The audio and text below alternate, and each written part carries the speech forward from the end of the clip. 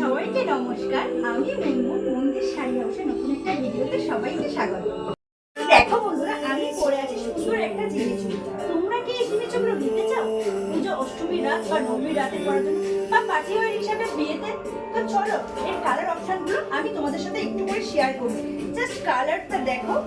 জিনিসচুর যে কালারগুলো তোমাদের সঙ্গে শেয়ার করছি তোমরা দেখলেই বুঝতে পারবে একটা কালার তোমাদের অবশ্যই পছন্দ হবে।